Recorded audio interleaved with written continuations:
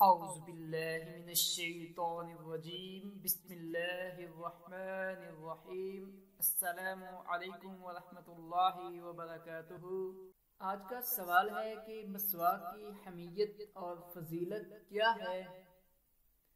رسول اللہ صلی اللہ علیہ وسلم نے ارشاد فرمایا، مسواک منہ کی صفائی اور اللہ تعالیٰ کی رضامندی کا سبب ہے۔ ایک اور جگہ رسول اللہ صلی اللہ علیہ وسلم نے فرمایا، اگر میں اپنی امت پر مشقت محسوس نہ کرتا تو میں انہیں ہر نماز کے ساتھ مسواک کا حکم دیتا۔ سیدہ عائشہ رضی اللہ تعالی عنہ فرماتی ہیں، نبی اکرم صلی اللہ علیہ وسلم جب بھی گھر میں داخل ہوتے تو سب سے پہلے مسواک کرتے۔ اسی طرح سیدنا حذیفہ رضی اللہ تعالی عنہ بیان کرتے ہیں کہ رسول اللہ صلی اللہ علیہ وسلم جب رات کو اٹھتے تو مسواک پہ کرتے تھے۔ اور دوسرا سوال ہے کہ مسواک کن حالات میں کی جا سکتی ہے یا مسواک کی حکام کیا ہیں؟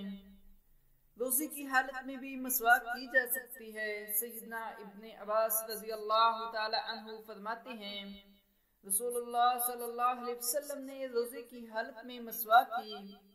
مسواک زبان، اس کے ارد گرد اور گلے تک کرنی چاہیے۔ مسواک کا لمبا یا چھوٹا ہونا کوئی شرط نہیں ہے۔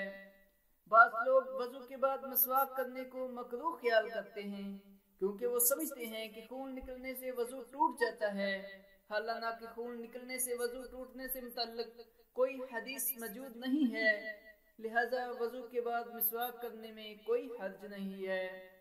اپنے لیے اور میرے لیے صدقہ جاریہ سمجھتے ہوئے اس ویڈیو کو دوسروں تک ضرور پہنچایا کریں اور چینل کو بھی ضرور سبسکرائب کریں۔ جزاک اللہ۔